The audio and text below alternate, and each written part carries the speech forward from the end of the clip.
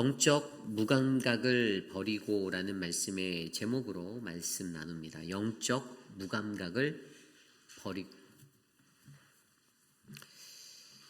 여러분들이 그리스도인이라는 신앙인으로 살아갈 때 가장 중요한 게 무엇일까요?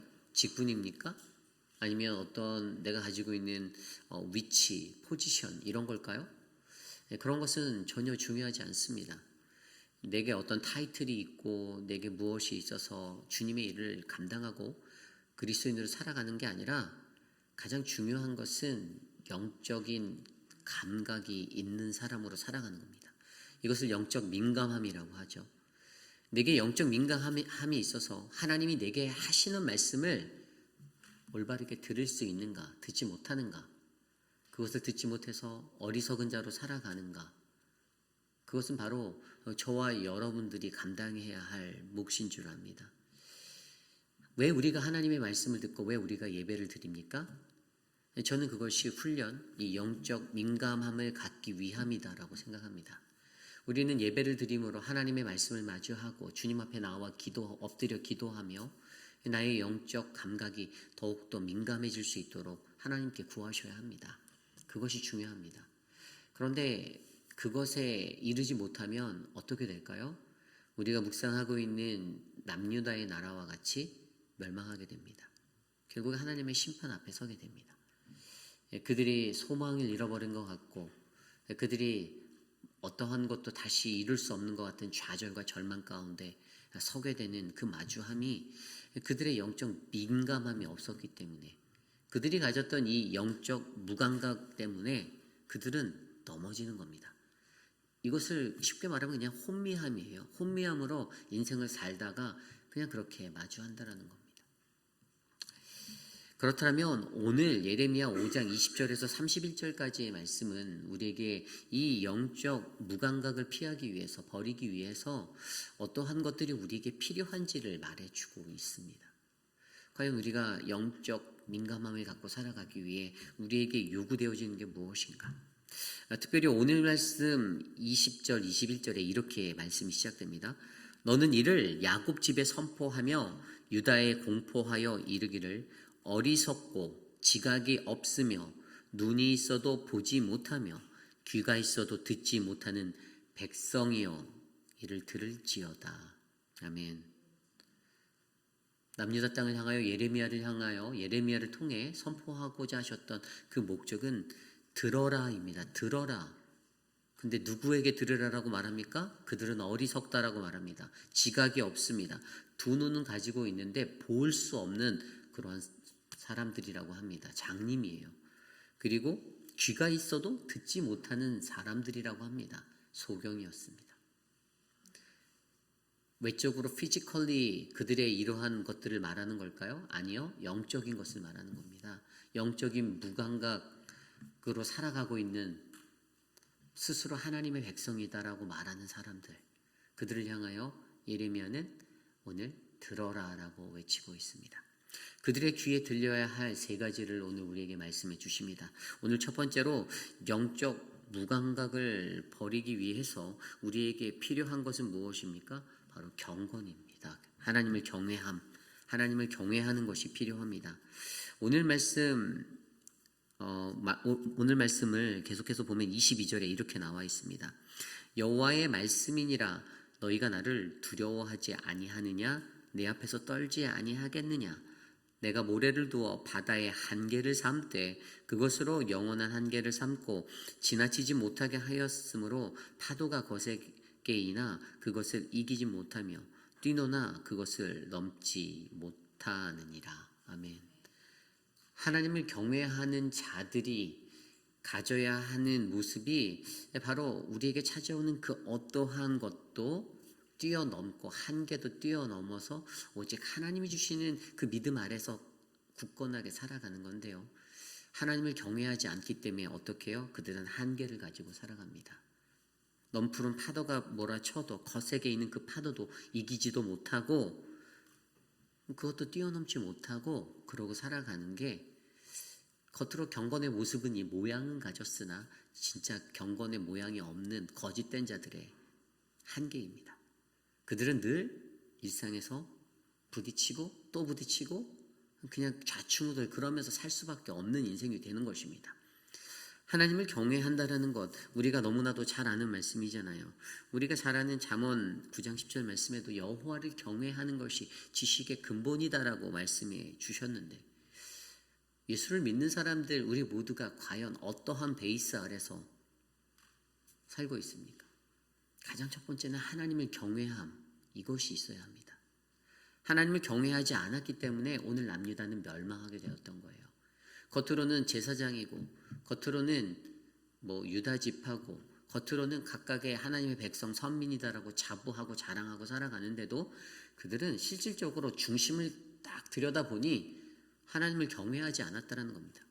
겉모양의 형식적인 것들은 갖췄어도 자신들을 가지고 자신들을 표현하며 나는 하나님의 선택받은 백성이야 라고, 우리는 하나님의 자녀야 라고 겉으로는 말하면서도 실질적으로는 하나님의 경외함의 모습이 하나도 없었다는 것입니다. 여러분, 하나님을 경외함이 무엇입니까? 그것은 하나님을 존귀히 여기고 하나님을 사랑함의 모습입니다. 그 모습은 하나님과 그분의 말씀, 그것을 가장 내 삶의 최우선에 두고 살아가는 자들의 모습입니다. 그게 경외함입니다. 우리들에게 이 경외함이 필요하다라는 거예요. 경외하다라는 단어를 히브리어로 보면 야레라는 단어예요. 두려워하다, 존경하다. 헬라어 단어에는 포보스라는 단어로 쓰입니다. 그것도 두려워하다라는 의미가 있어요. 결국에 이 야레라는 거, 포보스라는 단어, 이 포보스라는 단어는 헬라어에서 그리스 신화에 나오는 그 두려움, 공포의 신의 이름이기도 하거든요. 그렇다면 이 두려워하는 거, 과연 무엇을 두려워해야 하는가가 우리에게 핵심인 거예요. 경외함은. 우리는 여호와 하나님을 두려워하며 살아가야 할 줄 믿습니다. 하나님 앞에서 늘 하나님 앞에서 주님이 나를 지켜보신다. 아무도 없으니까, 아무도 안 보니까 죄를 저질러도 돼. 이게 아니에요.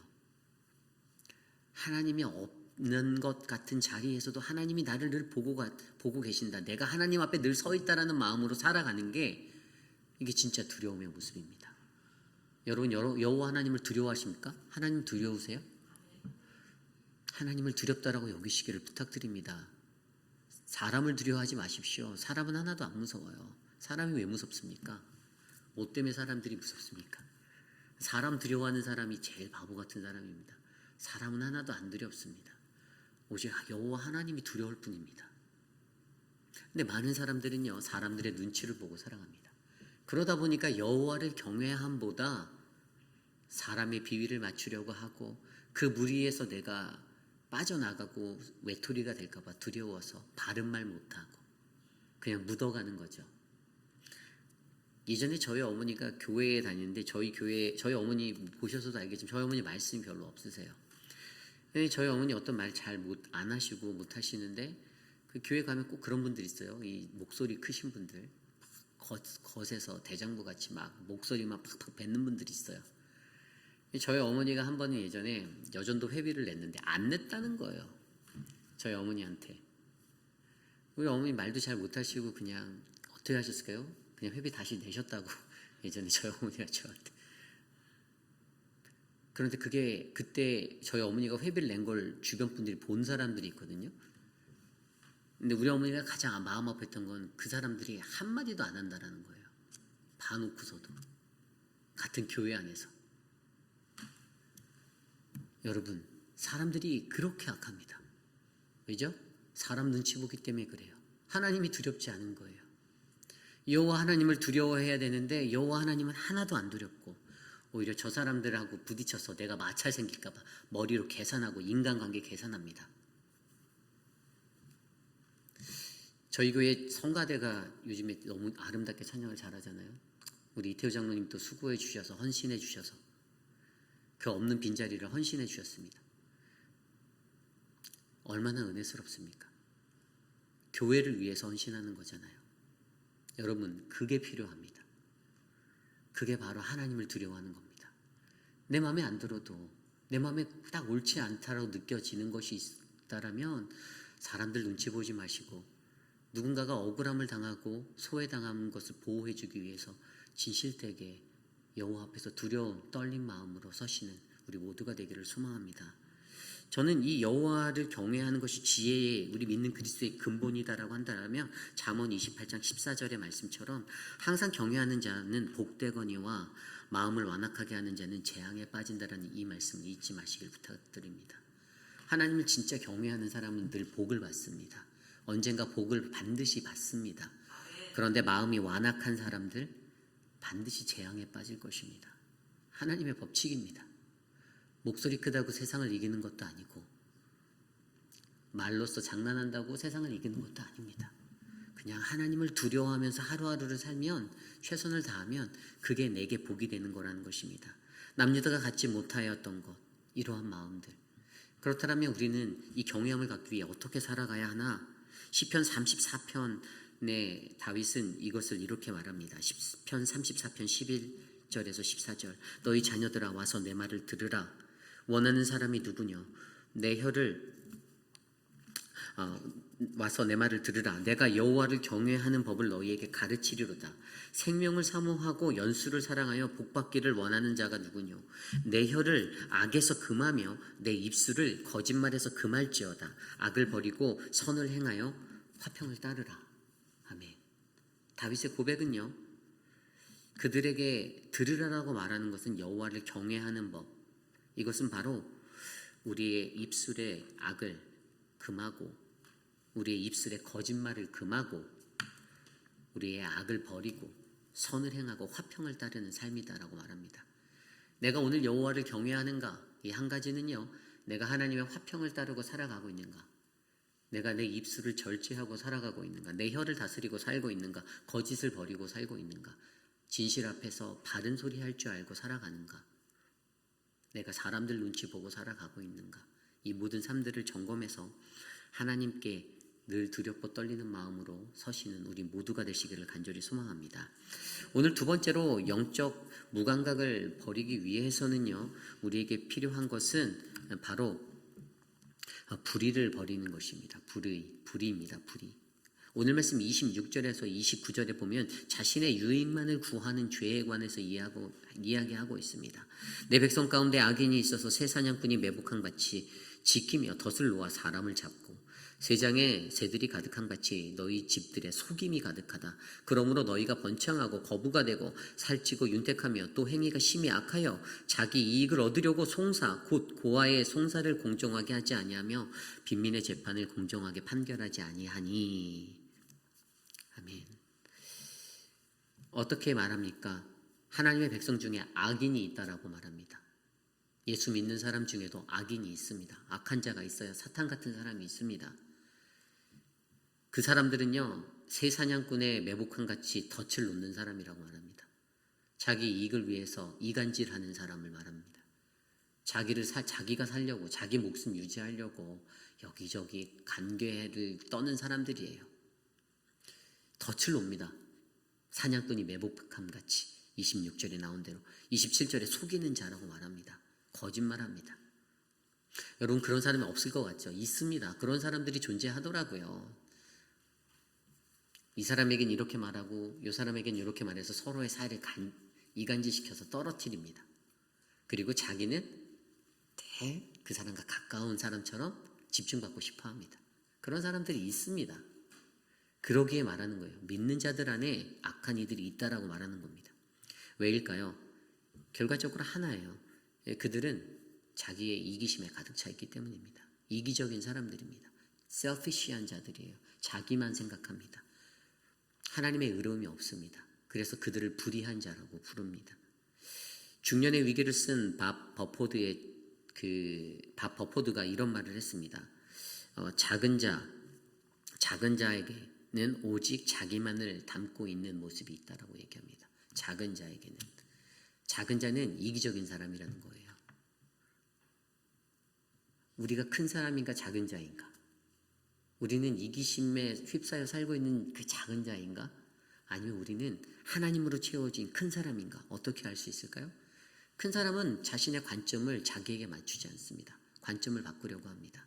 다른 사람을 먼저 생각해 보아요. 내가 이렇게 했을 때 저 사람이 어떻게 반응할까를 생각합니다.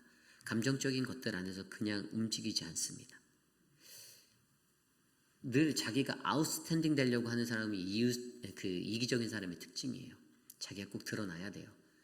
자기가 좀 멋져져야 합니다. 그거 드러나지 않아도 되잖아요. 왼손이 하는 거 오른손이 모르게 하면 안 될까요? 오른손이 하는 거 왼손이 모르게 하면 안 될까요? 드러나지 않고도 얼마든지 하나님의 축복의 자리에 놓일 수 있지 않습니까? 역지사지 해봐야 되는 거예요. 역지사지를 못해요. 이기적이니까 역지사지가 안 되죠. 내 입장에서만 얘기합니다. 내 입장이 맞다고 고집합니다. 목소리만 크게 뱉습니다. 그리고 그런 사람들 대부분 과거에 얽매여 살아요. 자기가 과거에 이랬다 저랬다 하나도 중요하지 않은데 과거만 생각하고 집착하고 과거에 머물러 있습니다. 그러기 때문에 이 작은 자를 벗어나기 위해서 우리는 어떻게 해야 합니까? 우리는 예수님의 마음으로 살아가야 합니다. 예수님께서 뭐라고 말씀하셨습니까? 예수님께서는요, 사도 바울이 이렇게 말합니다. 고린도후서 5장 15절. 그가 모든 사람을 대신하여 죽으심은 살아있는 자들로 하여금 다시는 그들 자신을 위하여 살지 않고 오직 그들을 대신하여 죽었다가 다시 살아난 이를 위하여 살게 하려 함이니라. 여러분에게 이 마음이 있습니까? 다른 사람을 위해서 죽었다 살아나려고 해본 적이 있으십니까? 내가 죽어야 다른 사람이 산다라는 이 원리를 실천하신 적이 있습니까? 예수님의 마음으로 살아가는 것. 빌립보서 2장 4절 이후의 말씀에 뭐라고 나와 있습니까? 각각 자기 일을 돌볼 뿐더러 또한 각각 다른 사람들의 일을 돌보아 나의 기쁨이 충만하게 하라. 하나님이 원하시는 게 뭐라고요? 예수 그리스도가 원하시는 그 가장 기쁨의 삶은요, 나 자신의 일을 돌볼 뿐더러 거기에 더해서 다른 사람의 일도 돌보는 거다라고 말하고 있습니다. 그래서 너희 안에 이 마음을 품으라고. 그리스도 예수의 마음이 그는 근본 하나님의 본체로 이 땅에 오셨으나 어떻게 해요? 그와 같게 되지 않으시고 동등됨을 취하지 않고, 그죠? 그리고 오히려 자기를 비워 종의 형체를 가지사 죽기까지 어떻게 해요? 복종하셨으니 십자가에 죽으심이라. 아멘. 여러분들 이 말씀대로 살아가는 게 이기적인 나의 모습들을 제거해버리고 불의에 서지 않는 모습입니다. 많은 사람들은요, 그냥 내가 원하는 것 얻기 위해서 이기적으로 살고 고집해서 끝까지 목소리 키우면 얻을 수 있다고 해요. 그 어린 아이들도 제 딸만 봐도 그래요. 이게 얼마나 영악한지 그냥 어느 때 조르고 하면 다 부모가 들어준다라고 생각을 하는 게 있어요. 근데 이제 거기에 부모가 이기지 못하면 이제 끌려다니는 거예요. 인간의 이기심이 그 어린 아이에게도 틈타들어서 자기가 원하는 것을 반드시 하기 위해서 계속적으로 자기 소리만 내는 거예요. 아빠 이거 해줘, 아빠 이거 해줘, 이거 해줘. 안 된다고 얘기했는데 30초 있다 다시 와서 또 이거 해줘. 인간이 그렇게 셀피시합니다. 그런데 하나님의 백성에게 이 영적 무감각을 벗어나기 위해서 우리에게 필요한 것은 반드시 나의 유익만을 구하지 아니하는, 어떻게 해요? 나의 헌신과 자기 희생을 통하여서 예수님이 이 땅에 오신 그 목적대로 나 자신을 위해서가 아니라 우리를 위해서의 삶을, 다른 이를 위해서의 삶을 살게 만드셨다라는 거죠. 그러므로 영적 무감각을 피하는 것에는 바로 이 불의를 버리는 이 모습이 필요하다라는 것입니다. 저는 저와 여러분들이 그러한 자리에 서기를 원합니다. 그 은혜가 우리 안에 넘치기를 원합니다. 서로 배려하고 사랑하고 말로만 사랑한다가 아니라 정말 사랑해 보시는 그러한 인생을 살아내시기를 소망합니다. 오늘 마지막으로 영적 무감각을 피하기 위해서 우리는요, 바로 이 타락과 위선을 버려야 합니다. 타락과 위선. 30절에서 31절이에요. 이 땅에 무섭고 놀라운 일이 있도다. 선지자들은 거짓을 예언하며 제사장들은 자기 권력을 다스리며 내 백성은 그것을 좋게 여기니 마지막에는 너희가 어찌하려느냐. 그 땅의 지도자들을 위해서 외치십니다. 너희가 어찌하려느냐, 너 왜 그러니? 라고 말씀하십니다. 지도자들이 타락했습니다. 리더십들이 타락했어요. 위선이었어요. 위선적이었어요. 가면을 쓰고 살았습니다. 선지자들이 거짓 예언을 한다라고 30절에 말했죠. 제사장들이 자기 권력으로 다스리려고 했다라고 31절에 말합니다. 그들에게는 타락과 위선이 온통 감싸여져 있었습니다. 리더십이 그랬어요. 리더십이. 그래서 사랑방 목자가 중요합니다. 그래서 교회에는 장로가 중요합니다. 그래서 교회에는 목사가 중요합니다. 리더가 중요해요. 어떤 리더가 우리의 리더가 되는가. 물론 회중들 안에는 저를 보고도 자신들의 마음에 맞지 않게 리더라고 생각하지 않는 분들도 저는 있을 거라 생각해요. 그래도 어쩔 수 없습니다. 하나님이 그냥 내게 주신 팔자권이 생각하셔야지 어떡하시겠습니까? 위선과 타락으로 쌓여진 리더십이 되지 않기를 소망합니다. 정말 중요합니다. 이게 별거 아닌 것 같아도요. 하나님이 우리들에게 리더십을 주실 때는 분명히 그분의 기름 부으심이 있었지 않습니까? 그들의 영적 권위가 그렇게 세워지기 위해서는 말씀대로 살아야 되지 않겠습니까? 여러분, 제가 목회를 할 때 제가 어떻게 해야 가장 좋은 목사가 될까요? 여러분들 입만 맞추면 제가 훌륭한 목사 됩니까? 말도 안 되는 얘기죠. 저는 사람의 입맛을 맞추려고 목회하는 거 아닙니다. 하나님 말씀 전하기 위해서 제가 신학을 배우고 목회자의 길을 들어섰는데 제가 여기서 거짓 예언을 하고 제사장들 나의 권력을 가지고 내가 살아간다고 생각해 보십시오. 그렇지 않다라는 거예요. 우리에게 필요한 것은요, 정직과 성실입니다. 하나님 말씀 안에서. 그런데 정직과 성실로 일하지 않습니다. 하나님의 말씀이 무엇이 정확한 것인지를 너무나도 잘 알면서도 그러니까 제대로 된 리더가 되지 못한다는 거죠. 그러기 위해서 우리가 무엇이 필요합니까? 정직과 성실로 일하시는 모습이 필요합니다. 잠언 11장 1절 말씀에 속이는 저울은 여호와께서 미워하시나 공평에 주는 그가 기뻐하신다였습니다. 정직이 얼마나 중요한지 말하고 있어요. 잠언 12장 22절에 거짓 미술은 여호와께 미움을 받아도 내가 주를 바라오니 성실과 정직으로 나를 보호하소서. 여러분, 우리는 진실이 행하는 자는 그의 기뻐하심을 받는다라는 그 은혜의 것들을 기억하셨으면 좋겠습니다. 진실되게 살아가시고 정직하게 살아가는 것. 그 은혜가 저와 여러분 안에 넘치길 원합니다. 다윗이 시편 25편 21절 말씀에 이러한 기도를 했습니다. 내가 주를 바라오니 성실과 정직으로 나를 보호하소서. 저는 오늘 우리에게 이 기도가 넘치길 원합니다. 주님, 나 좀 붙잡아 주십시오. 내가 정직하게 살아갈 수 있게. 정직하게도 살지 않으면서 눈속임하고 살아가고 하면서 위선과 타락의 지도자의 모습으로 살아가려고 그렇게 하면서 교회에서 직분은 꼭 해야 되고 저 자리는 내가 맡아야 되고 정직하지 않고 솔직하지 않고 진실하지 않은데 그게 어떻게 됩니까? 그냥 부패하고 타락한 나라가 될 뿐이죠. 오늘 남유다에는요, 이러한 모습들이 있었습니다. 오늘 남유다를 향한 그들의 멸망의 이유는 정확히 하나였어요. 영적으로 무감각했습니다. 민감하지 못했어요. 하나님이 수도 없이 예레미야를 통해서 40년을 외쳤음에도 불구하고 그 말이 안 들렸어요. 오히려 예레미야를 죽이고자 했겠죠. 쟤 또 시작이다 그랬겠죠. 결국에 다 멸망했습니다. 다 심판받았어요. 결국에 오늘 이 시대를 살아가는 우리 모두가 반드시 듣고 느껴야 하는 건요, 내가 이 영적 민감함 아래 서는 것입니다. 하나님의 말씀 들으실 때 나를 향한 하나님의 외침으로 들으시길 바랍니다. 나를 얼마나 불쌍히 바라보시면 하나님이 이렇게 말하는지를 생각해 보시길 원합니다. 주님이 나를 얼마나 사랑하시며 내가 돌아오기를 얼마나 원하면 저렇게 목 놓아서 부르짖을까 생각해 보십시오.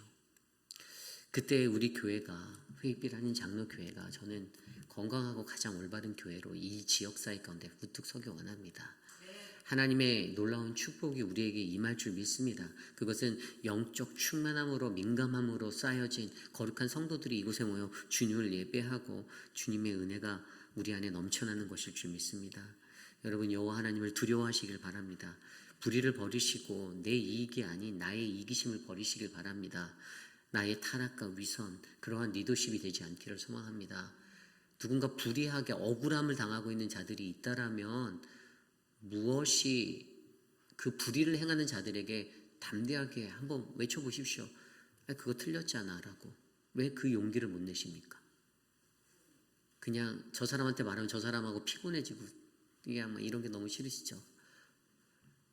하나님의 진리는 살아있습니다. 그 진리는 죽을 때까지 우리가 주님 옆에 설 때까지 반드시 외쳐질 은혜의 말씀일 줄 저는 믿습니다. 그러한 우리 교회를 기억하며 이 시간 함께 기도하기 원합니다. 하나님, 내가 영적 무감각을 피하고 하나님, 내가 영적 민감함을 갖는 자가 되기를 원합니다. 주님, 나와 함께 하옵소서. 함께 기도드립니다.